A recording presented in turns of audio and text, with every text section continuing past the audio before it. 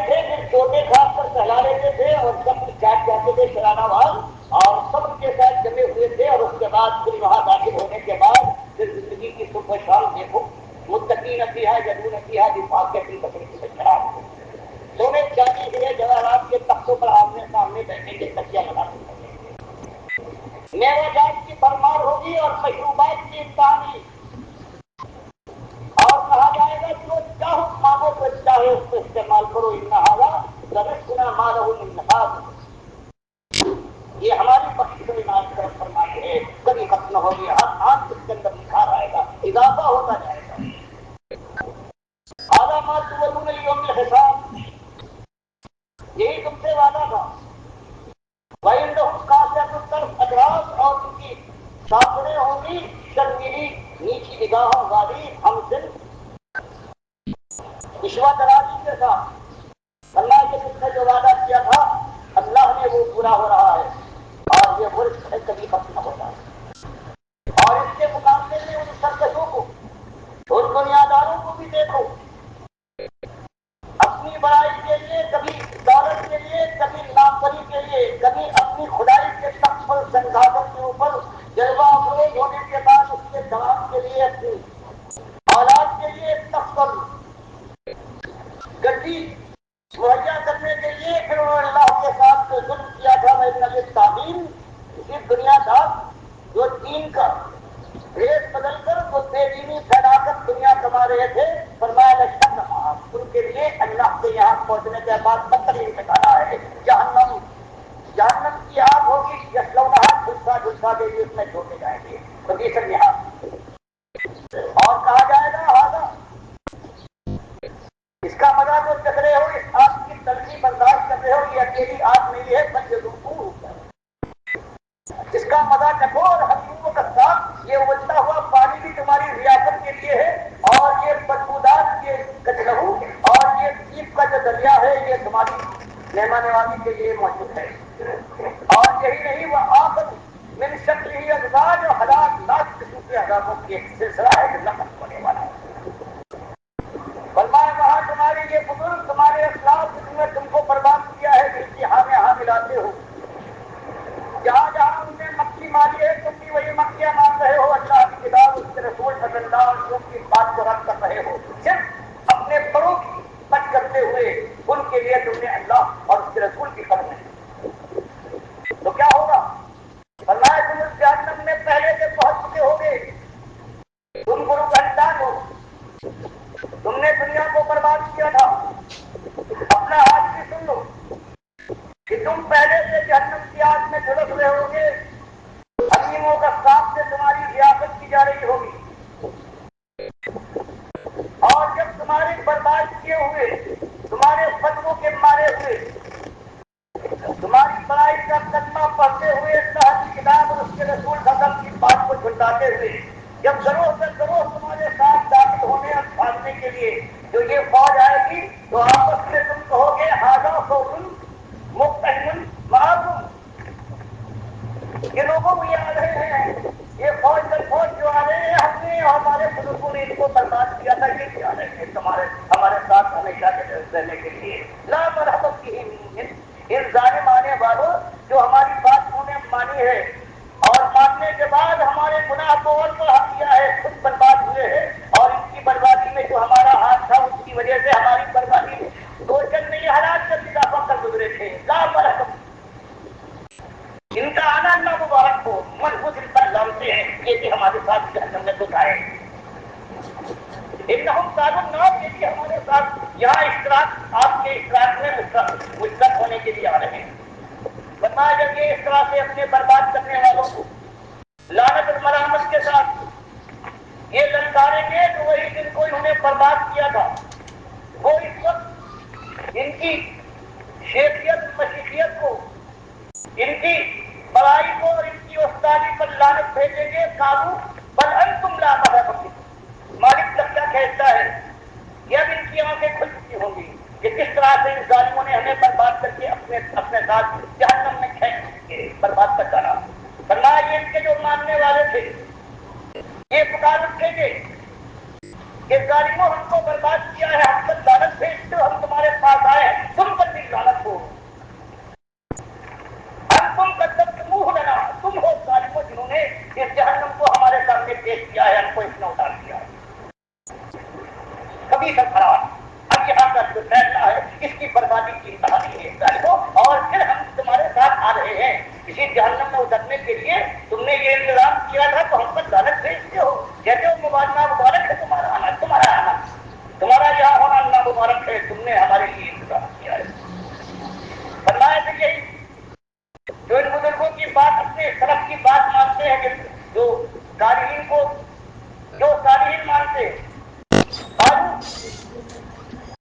تو یہ ان کے ماننے والے یہ سالت میں اللہ سے دعا کریں گے ربنا من قدم لنا ھذا فزدہ عذابا ضیفا فی النار، کہ مالک یہ ہے جنہوں نے ہم کو برباد کیا ہے، ان کے اوپر دوہرا اور چہرا اور خدا کو سنا زیادہ ان پر عذاب ڈال کر جنہوں نے برباد کیا ہے۔ تو اس طرح سے بتا رہا ہے کہ لوگوں تم دنیا کو برباد کر رہے ہو، کل اللہ سے آپ کے کر جاؤ، اور جو برباد ہو رہے ہیں مانتے چلے جا رہے ہیں، ان کو جو جوڑا جا رہا ہے کہ ہوشیار ہو جاؤ، یہ اپنے دشمنوں اور دوستوں کے درمیان کچھ تو تجویز کرو، اپنی جان کو اپنے بال بچوں کو جہنم کی آگ کے سپرد کرنے والوں۔ فرمایا اس کے بعد اب یہ دونوں مل جائیں گے، ان کے بڑے اور ان کے چھوٹے، اور کہیں گے وقالوا ما لنا لا نرى رجالا كنا نعدهم من الاشرار، یہ آپس میں کہیں گے جن کو ہم دنیا میں شریر سمجھتے تھے، یہ اسلاف اور ہمارے سلف صالحین کو یہ نہیں مانتے تو ساتھ ہیں، ہمارے بزرگوں کی توہین کرتے ہیں اور کہتے ہیں کہ وہ تم نے تم کو گمراہ کیا، وہ کافر اور مشرک تھے، چاہے علم والے ان کو مانا جاتا ہو، چاہے تم رحمت اللہ علیہ کا ہو، چاہے امام گردان ہو، لیکن وہ تابوت تھے اور ہم دنیا میں ان کو اشرار کہتے تھے، ان کو گالیاں دیتے تھے، ٹکراؤ کرتے تھے، تہمت تراشیاں تھیں، ہر طرح کے ان پر الزام لگا کر ان کو دنیا میں ذلیل کرنا چاہتے تھے، لیکن بزرگوں کو یہاں نظر نہیں آتی ہمارے ساتھ یہ کیا بات ہے۔ اتخذناہم سخریا، کیا یہ ہماری نادانی تھی کہ ہم نے ان کو مذاق کے طور پر، نقلی طور پر ہم نے ان سے مذاق کا طریقہ اختیار کیا تھا، ام ذاقت انہم الابصار، یا کہیں وہ بھی یہاں پڑے ہوئے تو نہیں ہے۔ مالک فرماتا ہے یہ دیوانے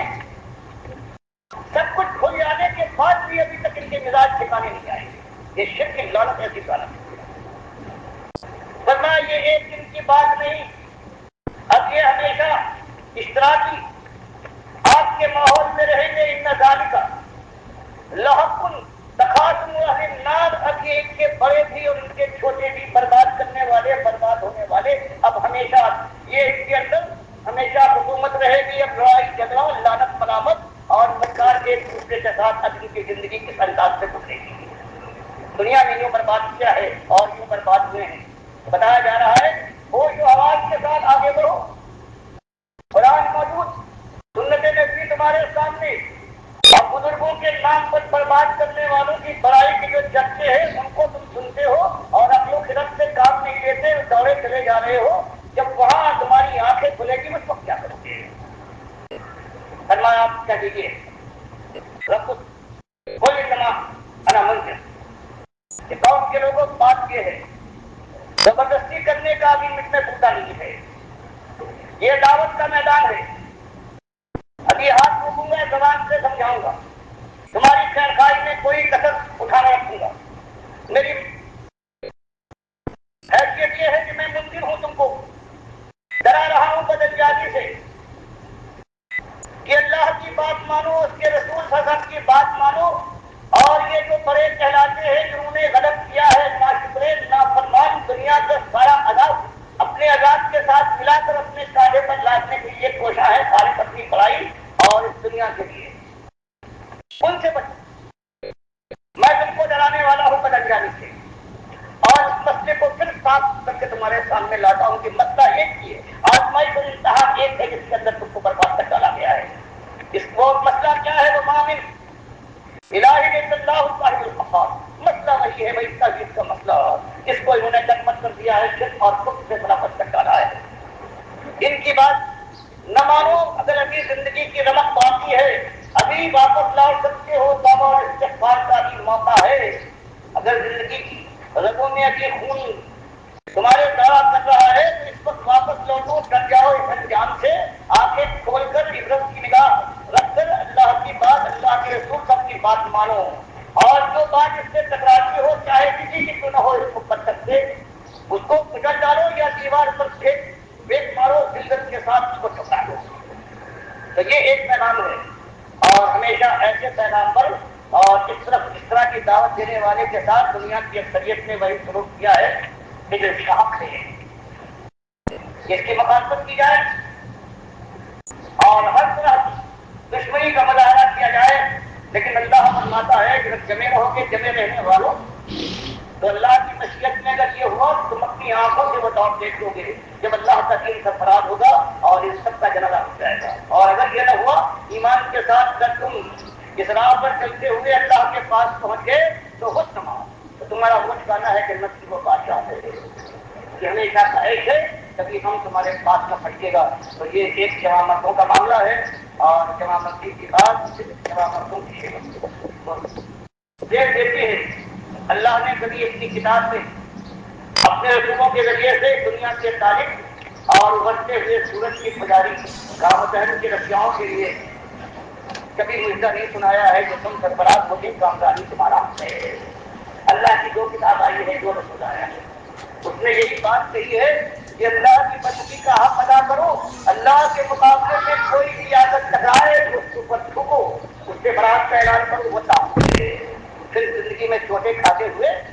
زندگی کی آپ کی ساتھ پوری کر لو، اور اس وقت تمہارے لیے فرشتوں کی فوج در فوج آئے گی اور کہے کہ اللہ تخافوا ولا تحزنوا، اب آئندہ کا خوف تمہارے پاس نہ پھٹکے گا، اب غم اور غم کا کوئی مقام نہیں ہے، اب تمہارے لیے لکم فیہا ما تشتہی انفسکم ولکم فیہا ما تدعون نزلا من غفور رحیم۔ اب تو بے اختیارانہ تمہارے ذہن اور خیال اور تمہارے دل میں کوئی بات پیدا ہو جائے تو تم کو فکر ہے، جو تم حکم صادق کر دو وہ پورا ہوگا۔ اب تم ہمیشہ کے لیے اللہ غفور رحیم کے مہمان ہو، اب تم کو اپنے لیے کچھ نہیں کرنا ہے۔ تو یہ وہ زندگی ہے جو آپ مردوں کی زندگی، پھٹے حال رہنے والے ایڑیاں بدل کر دنیا کی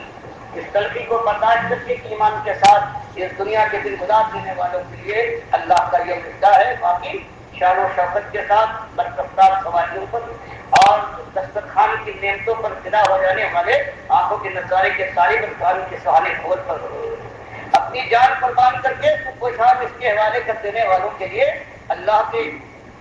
مشیت کے اندر، اللہ کے فیصلے میں جہنم کی وہ آگ ہے جلسہ جلسہ ڈالے گی۔ ایک لمحہ کبھی چین کا نہ ملے گا، اور جب ایک موت کے لیے آواز دے گا تو مالک فرمائے گا کہ ایک نہیں، موت کی موتوں کی لاتعداد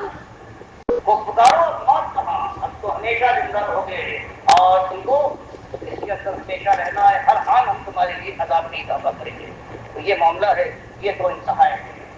ایک ایمان اور بے ایمان۔ ایمان کے ساتھ اللہ فرماتا ہے عمل صالح کیا جائے تو ایک ذرے کو ہم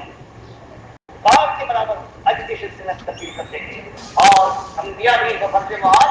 سارے اعمال کرنے کے بعد ایک شرک کر کے بغیر توبہ کے مر جائے تو سارے ان کے اعمال کو ہم برباد کر ڈالیں گے۔ تو یہ ایمان کی قیمت ہے جس کو آج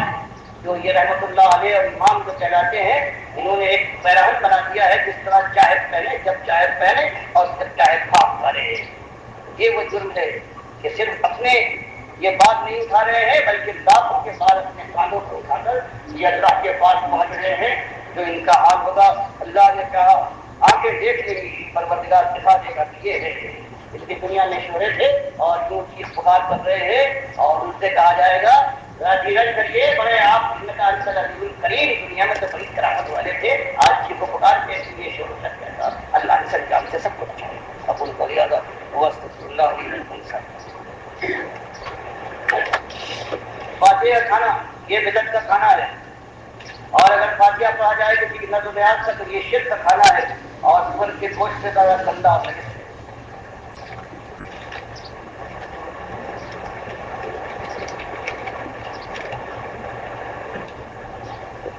زید نے اپنی زندگی میں وصیت کی مجھے فلاں مقام پر دفن کرنا، مگر رشتے داروں نے اس پر عمل نہیں کیا، تو کیا پھر اس مردے کو کب نکال کر دوسری کب جگہ تک کر سکتا ہے یا نہیں؟ یہ ایسی کوئی مثال باقی نہیں ہے. ایک جو مثال آئی ہے جابر بن عبداللہ کی، وہ ایک استثناء ہے نبی صلی اللہ علیہ وسلم کے زمانے میں. 2 سال اس پر گزر چکے ہیں، کیا چیز نکال کر لائیں گے؟ ہڈیاں بھی ریزہ ریزہ ہو چکی ہوں. کیا نماز شروع کرتے وقت زبان سے نیت کرنا ضروری ہے؟ یہ بدعت ہے. نیت جو ہے یہ دل کے اور عزم و ارادے کا نام. صحیح تو اس سے احساس ثابت ہے، کیا اس کا کرنا لازم ہے؟ اگر نہیں تو اسی روایت حدیث سے ثابت کریں. بخاری اس کو لائے ہیں ابو حمید سعدی رضی اللہ تعالیٰ عنہ کی روایت میں، اور انہوں نے دکھایا ہے عبداللہ ابن عمر رضی اللہ عنہ تو کہا بابا میں بھی آپ کو دیکھتا ہوں آپ بھی سیدھا بیٹھتے. انہوں نے کہا یہ کہ میری معذوری ہے اس لیے بیٹھتا ہوں، ورنہ اس طرح بیٹھنا نہیں چاہیے، روزانہ سے بیٹھنا چاہیے. تو بخاری یہ لانے کے بعد پھر ابو حمید سعدی کی روایت کسی بات میں لائے ہیں، دکھایا کہ اللہ کے نبی صلی اللہ علیہ وسلم آخری وقت میں جو ابو حمید سعدی فرماتے ہیں میں نے دیکھا ہے تو اس وقت آپ کا یہ عذر تھا اس طرح، اسی لیے بخاری نے اشارہ فرما دیا یہ عذر کا معاملہ ہے. ورنہ مسلم کی حدیث میں ہے نبی صاحب میں بیٹھتے تھے، پانی میں بیٹھتے تھے تو داہنے پیر کو کھڑا کرتے تھے، بائیں پیر کو بچھا لیتے تھے، اس پر بیٹھتے تھے. تو بخاری میں لائے ہیں اس انداز سے لائے ہیں جیسے جس سے افراد کو دلائے ہیں. یہ عام قاعدہ نہیں ہے، لیکن مالک بن الحویرث رضی اللہ تعالیٰ عنہ روایت کرتے ہیں جو باپ والا کہ من قاد مستقیم فی فطری فلسطرا ثم نہضا، کہ اگر کوئی بیٹھ جائے پہلی اور تیسری رکعت میں جم کے بیٹھ جائے پھر اٹھے تک جائز ہے. یہ اصلی قاعدہ نہیں ہے. اس کو جو عجوبے نماز بنانے والے انہوں نے سب کو ایک 5 روایتوں کو جو مختلف صحابہ سے ملا کر ایک ایسی نماز بنائی ہے کہ جو کسی ایک صحابی نہیں. اسے اصطلاحات یہ حضرت مالک بن الحویرث کی روایت جس کے اندر صفحہ غیب تھی اور تورک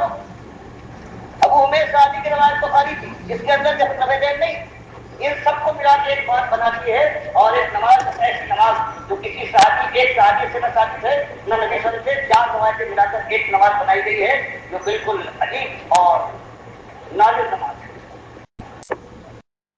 بتایا یہ تبرک ہے، یہ جائز ہے، کیونکہ یہی امام بخاری نے یہ نبی صلی اللہ علیہ وسلم جیسے بات عائشہ فرماتی ہے کہ بدتنا جو آپ چھوٹے ہو گئے ہیں کبھی بیٹھ کے نماز پڑھتے تھے اس وقت اشارہ فرما دیا کہ جیسے عبداللہ ابن عمر رضی اللہ تعالیٰ عنہ 4 سال ہو کر بیٹھتے تھے،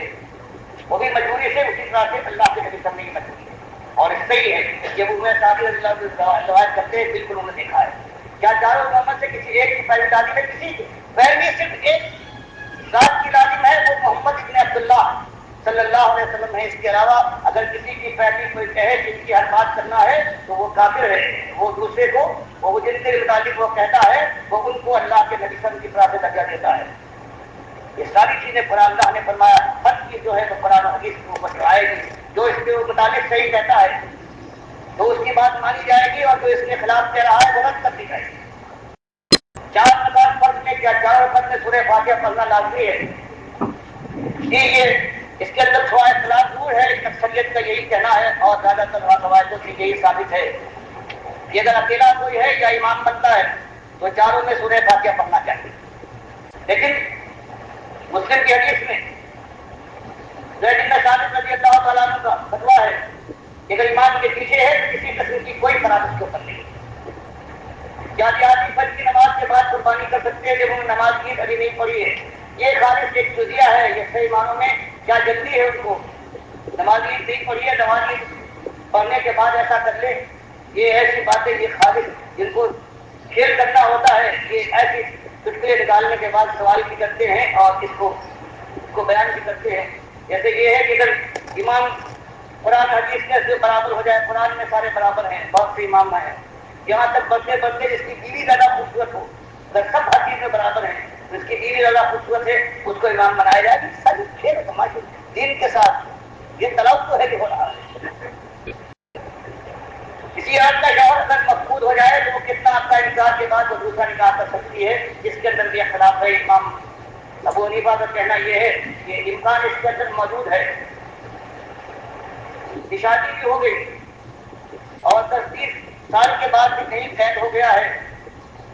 اور وہ آ گیا ہے تو اس کے بعد عجیب کیفیت ہوگی کہ اپنی بیوی کو دیکھ رہا ہے کہ اسی کے ساتھ شادی ہو گئی، اس لیے انہوں نے ایسی زبردست قید لگائی ہے کہ جب ایسا ہو جائے کہ اس کے شوہر کے ہم جو ہے ان کی اکثریت ختم ہو چکی ہو تب اس کے لیے موقع ہے. ابھی امام مالک نے 12 سال اس کے قریب کا دیا ہے. یہ باتیں ہیں پر یہ چٹکلے ہیں، اس کے اندر ایسی باتیں دین قرآن کے اندر جو قرآن و حدیث سے ثابت نہیں ہے، وہ اگر پوچھنا ہے وہ اس کے مناسب نہیں ہے، میں کیا اس پہ جواب دوں؟ اس کے لیے کہوں گی حق یہ کام ہے. کیا عورتیں نماز عیدگاہ میں لازمی پڑھیں گی؟ نبی صلی اللہ علیہ وسلم نے بڑی تلقین کی ہے، یہاں تک کہ حاضہ خواتین کے لیے بھی کہا ہے تاکہ ان کی اللہ کی جو پکارے ہیں وہ سنیں اور اسلام کی شوکت کا نظارہ کریں. ہاں مسلح سے دور رہیں. یہ اس کو دعوات کو انہوں نے جو الفاظ آئے ہیں اس کو دعا کہہ دیا ہے. یہ دعا کے معنی میں دعوات کے معنی جو پکارے ہیں اللہ کی بڑائی وہ سننے کے لیے حاضہ عورتیں بھی جا سکتی ہیں، اور یہ بخاری میں اس کا ذکر ہے. کیا تفریح پر بھی شرک کی قسم بالکل کفر ہے یہ، اور شرک بھی ہے کہ اللہ نبی صلی اللہ علیہ وسلم کے مقابلے میں کسی شخص کو پیغمبر بھی مانا ہے اور اللہ کی بات جو پیغمبر کے ذریعے سے آئی تھی رسول اللہ صلی اللہ علیہ وسلم اس کے بجائے ان کو مان لیا ہے. تو یہ کوئی اور کسی الہ نے ان کو بھیجا ہے، کوئی قادیانی قسم کا کوئی نبی آیا ہے، اس طرح سے یہ کفر ہے. اللہ کسی کی اندھی تکلیف شرک ہے، اندھی تکلیف شرک ہے. باقی اگر کسی کو علم نہیں ہے وہ کسی پر اعتبار کرتا ہے کہ شرط کے ساتھ کہ اگر کبھی مجھے یہ خبر ہو جائے کہ آپ نے جو کچھ بتایا ہے یہ قرآن اور حدیث کے مطابق نہیں ہے تو میں آپ کی بات کو ٹھکرا دوں گا، ہرگز نہ مانوں گا، قرآن اور حدیث کی بات مانوں گا، تو یہ تکلیف نہیں ہوگی. یہ لازمی ہے اور مجبوری ہے. یہ حدیث صحیح ہے. جب میں بلند آواز سے قرات کروں تو قرآن میں سے کچھ نہ پڑھوں سوائے سورہ فاتحہ، کیونکہ اس کے بغیر نماز نہیں ہوتی. بالکل غلط ہے. یہ ایک صرف محمد ابن اسحاق جو شیعہ ہے اس نے دین کو برباد کیا ہے، صرف اس کا تفرد ہے. یہ عبادہ ابن صامت رضی اللہ تعالیٰ عنہ کے نام سے اس نے جہاں اور بربادیاں کی ہیں. یہ حضرت عائشہ کہتی تھی کہ نبی صلی اللہ علیہ وسلم کی جو معراج ہے یہ جسمانی نہیں تھی، اور حضرت مادیہ سے یہ اس نے منسوخ کر دیا ہے جو یہ کہتا ہے کہ عبداللہ ابن عمرو رضی اللہ تعالیٰ عنہما جو تھے یہ تعویذ لٹکاتے تھے اپنے بچوں کے گلے میں. جو ساری باتیں اس نے جتنی کفر شرک و شیعت کی تھی سب اس نے عام کر دیا ہے. اور اس حدیث کے اندر اس کا تفرد ہے، مدرس بھی ہے، ہم سے روایت بھی کرتا ہے. اس کے لیے امام مالک کہتے ہیں دجالوں میں ایک دجال ہے. اس کے لیے ہشام کہتے ہیں کہ یہ حدیثیں کرنے والا بزاں اور کذاب ہے. یہی یعقوب کا کہنا ہے کہ یہ سارے کچھ کہنے والے لوگ ہیں. یہ کذاب اور رضا یہ شیعہ ہے جس نے برباد کر ڈالا ہے. اس کی بات کو ایک مانا ہے لوگوں نے، حالانکہ نبی صلی اللہ علیہ وسلم کی حدیث مسلم میں آتی ہے کہ امام فلسفہ جب امام پڑھے تو اس کے بعد چپ ہو. مسلم لائے ہیں زید بن ثابت کا فتویٰ کہ جو امام کے پیچھے ہے اس کے اوپر شیء من قرار نہیں ہے، سورہ فاتحہ ہو یا غیر فاتحہ ہو. ترمذی لائے ہیں حسن صحیح کہتے ہیں، موطا لائے ہیں کہ بغیر سورہ فاتحہ کے نماز نہیں ہوتی سوائے اس کے کہ اگر کوئی امام کے پیچھے. یہ معاملہ ہے جہاں ابو ہریرہ رضی اللہ تعالیٰ عنہ نے وہ حدیث بیان کر کے کہ سورہ فاتحہ کتنی فضیلت ہے، ان کے ساتھی نے پوچھا کہ اگر امام پڑھ رہا ہے تو کیا کریں؟ فرمایا اپنے دل میں اقرا فی نفسک زبان سے نہیں پڑھنا ہے. کیا صرف 3 رکعت ہے یا 1 رکعت اور 5 رکعت بھی صحیح ہے؟ بالکل 1 رکعت بھی 5 رکعت بھی صحیح ہے. کیا اب 2 رکعت کے بعد بخاری لائے ہے سلام پھیر کر 1 سے وتر کرنا، یہ سب سے زیادہ ہے. اور اسی میں قاسم بن محمد رحمۃ اللہ علیہ جو بخائے سلام میں سے ہے ان کی بات بھی لائے ہیں جو راوی ہے کہ میں نے 3 ایک ساتھ پڑھتے ہوئے دیکھا ہے صحابہ کرام. کیا فقہ ان کی صحیح ہے؟ فقہ حنفی کی جو بات قرآن و حدیث کے مطابق ہے وہ صحیح ہے، اور جو اس کے خلاف ہے وہ غلط ہے. اور اگر اعتقاد کا معاملہ ہے تو کفر ہے. کیا حلالہ جائز ہے؟ بالکل نہیں. حلالہ وہ ہے یہ نبی صلی اللہ علیہ وسلم نے فرمایا ہے، یہ اجرت کا یہ سان ہے. امام کی قرات مفید قرات سے حوالہ زید بن ثابت کا حوالہ، علی ابن مصر کا قصہ، مقدمہ مسلم حج کی کا بیان، حساب کی روایت، سجود قرآن میں مسلم کے اندر جو باب ہے اس میں زید بن ثابت رضی اللہ تعالیٰ عنہ کا یہ فتویٰ موجود ہے. فجر کی نماز کا بیان محمد ابن اسحاق کا روایت. سمجھا نہیں کیا مانے سے؟ میں نے جتنی بات مجھے معلوم تھی وہ میں نے آپ کے سامنے بیان کر دی۔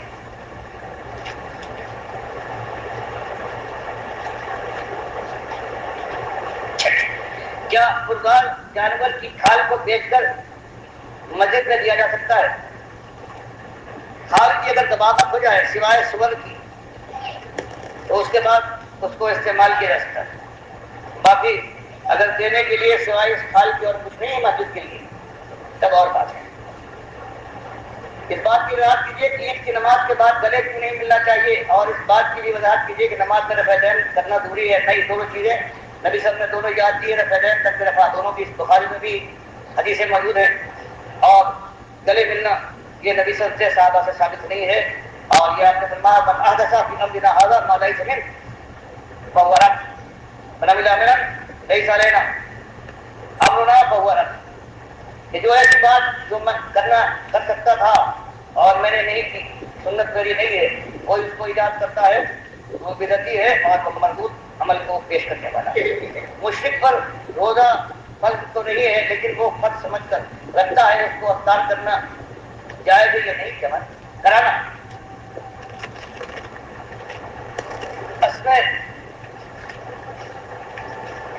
صدقہ اور اس کی چیز اس کا تب یہاں تک کتے کے لیے بھی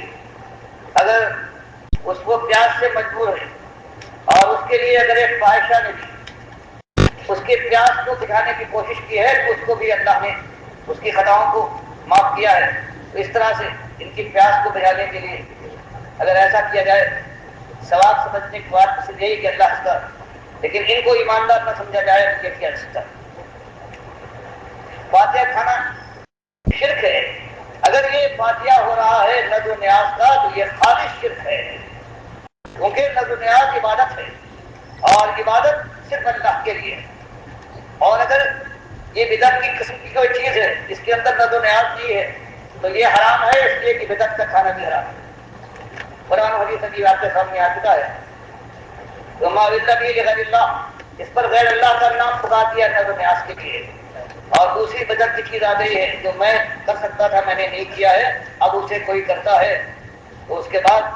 وہ بدعت ہے، اگر کہے یہ اچھا ہے تو وہ کافر ہے، کیونکہ اللہ کے نبی صلی اللہ علیہ وسلم پر یہ الزام ہے کہ آپ کو اچھی بات معلوم نہیں تھی۔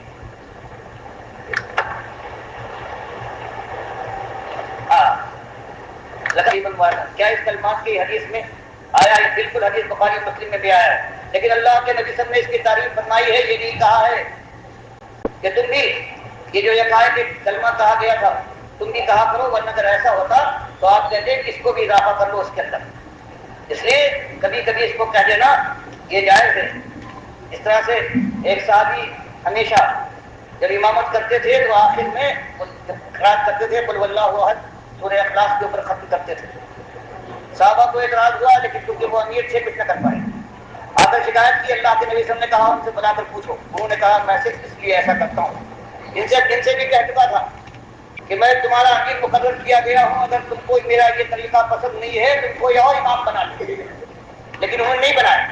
اب آپ دریافت فرماتے ہیں کہ میرا یہ کہنا ہے کہ سورہ اخلاص جو ہے مجھے بہت ہی محبوب ہے اس لیے میں ایسا کرتا ہوں۔ آپ نے فرمایا کیونکہ تم اس کو محبوب رکھتے ہو اس لیے اللہ تم کو محبوب۔ اس کے معنی یہ نہیں ہے کہ انہیں کی طرح سے ہر مرتبہ ہم اختتام کریں پھر اللہ حد کے اوپر اور صحابہ سے کہہ دیتے کہ تم بھی یہی کیا کرو، جائز ہے، لیکن اس کو جیسے آج میں نے ایک صاحب کیا مسجد میں نماز پڑھی، وہ صحیح نماز میں چند بچے اور سارے لوگ تھے، جب ربنا لک الحمد کہا گیا تو سارے زور سے آپ کیتے ہیں حمدن کثیرا طیبا مبارکا فیہ۔ یہ عجیب بات ہے، یہ تو کہیں بھی نہیں ہوتا ہے، اپنے لیے ایجاد ہے